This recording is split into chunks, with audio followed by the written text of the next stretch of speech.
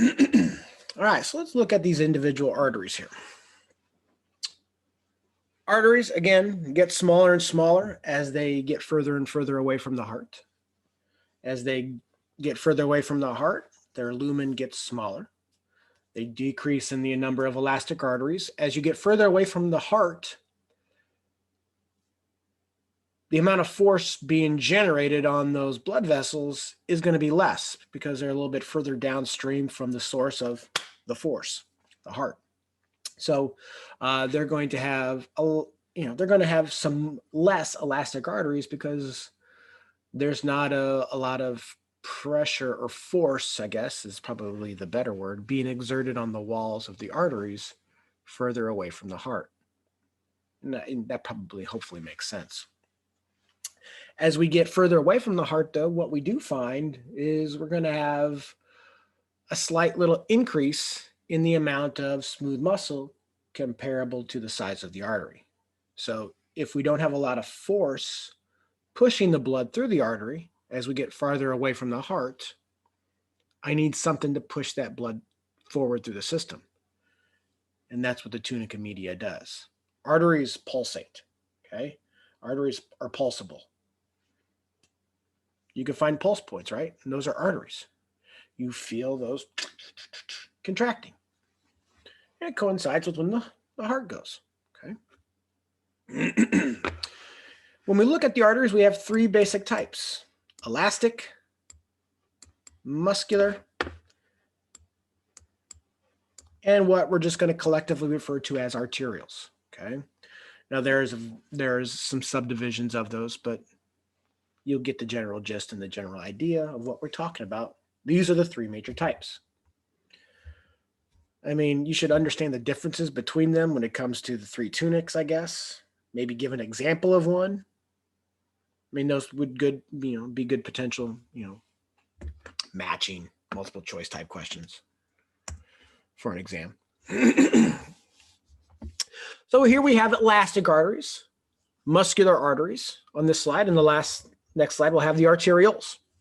Now, depending upon the textbook, guys, they have a couple of different names. So I put them in parentheses in case for some reason you read another textbook or you're reading the internet and taking it as the gospel. There are other names for these. I'm just going to use elastic and muscular. Okay? You can see conducting and distributing arteries are other names for these. They're called conducting because they are conducting a large volume of blood to an area. They're called distributing because they distribute blood to specific spots, specific regions, specific structures. That's the nuances behind those other names, okay? But I'm just going to use elastic and muscular, so just worry about those. Again, your elastic arteries are the ones that are big. They're accepting a large volume of blood and distribute it into a huge region, okay? Largest. Because they accept a large volume of blood, it would make sense that they would have a larger number of elastic fibers so they can expand and accept that volume of blood and get it into the specific region. Aorta, pulmonary trunk, great examples. Common carotids, taking it up into the head. Common iliac arteries, taking it down into the legs. You can maybe say subclavians as well, if you'd like. Really, the left subclavian would be more, you would think more of elastic because of where it is in the grand scheme of things. The brachiocephalic trunk or brachiocephalic artery would be another one that you would maybe throw in there as elastic as well.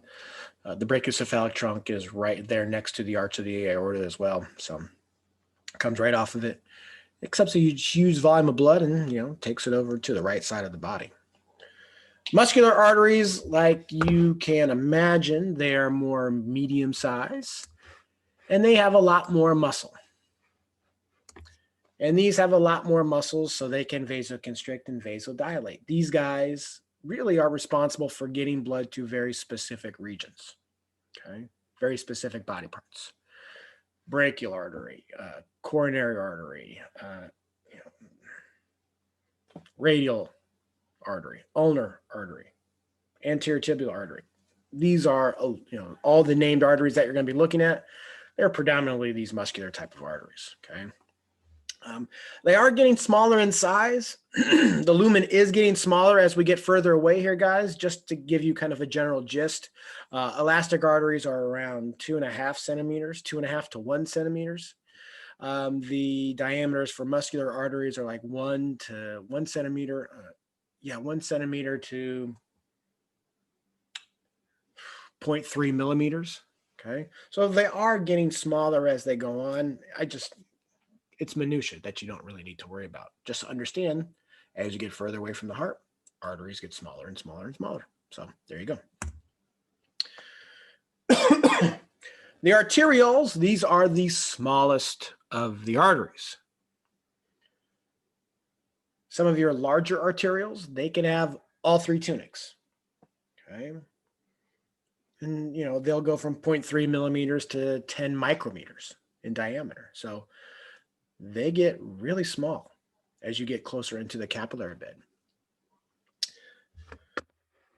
The smaller ones, larger ones have 3 tunics. The larger ones really only have a thin little 1-layer endothelium.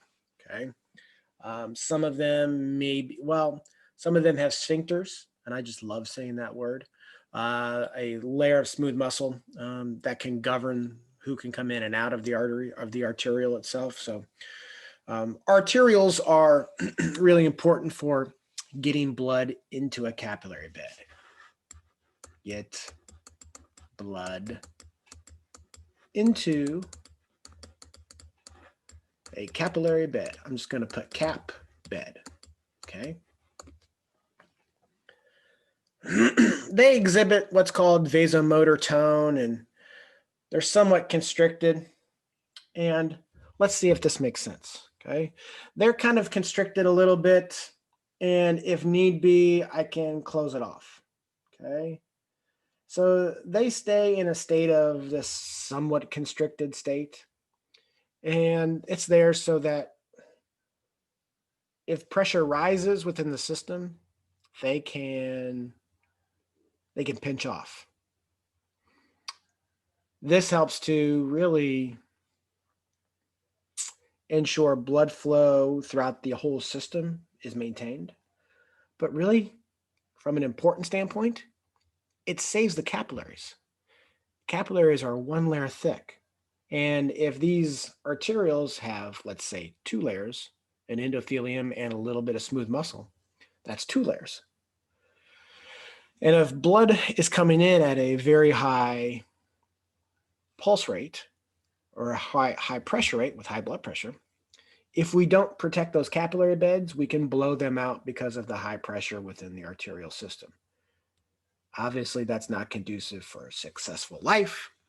So the arterioles will help to protect those capillary beds as well as kind of regulate blood flow throughout the entire system by bypassing a capillary bed, which doesn't sound like a good thing, but it happens all the time. If you take your arm and bend it, okay, I got that bend right there. I'm compressing blood vessels in there. If you bent down this morning to put on shoes or tie your shoes or tie your kids' shoes and bent down and bent over, all that pressure within the abdomen constricted blood vessels, constricted those capillaries. So blood is still coursing through your system. Your heart doesn't pause, right? Blood is still moving forward through the system. How does it do that? Well, I'm shunting blood away from the capillary bed. Okay. And it's still going forward through the system and it's still moving. It doesn't back up. And that's what the arterioles are basically doing.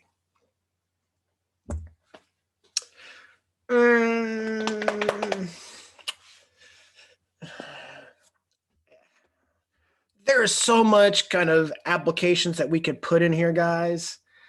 Atherosclerosis is just some hardening of the arteries, basically. It's a progressive loss of elastic and muscular arteries. Hardening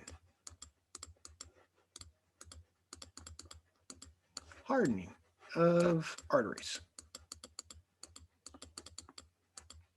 Can be due to a number of regions, as you can see there.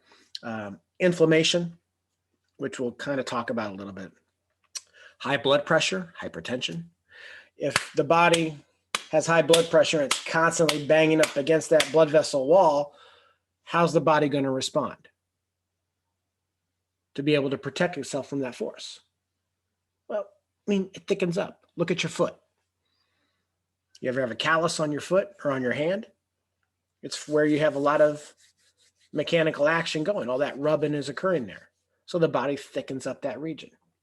Same thing with high blood pressure. It thickens up those blood vessels. And they're not as pulsable anymore. So now they're just stagnant. And now who has to work harder? The heart has to work harder. So hypertension can really exacerbate atherosclerosis. Inflammation can exacerbate atherosclerosis, which kind of leads us into diet, really. If you have plaques, atherosclerosis, okay? If you have plaque that kind of builds up within the wall of the blood vessel, okay, and constricts that lumen by a quarter of its size, that hardens up those arteries. And that's what hypercholesterolemia is. Hyper is elevated. Emia is blood. And then cholesterol. Elevated cholesterol in the blood. Plaques, bye-bye, you're going to die. Don't be that person. Smoking increases inflammation. Smoking increases hardening of the arteries. So if you smoke, you don't exercise, you eat like crap, there you go.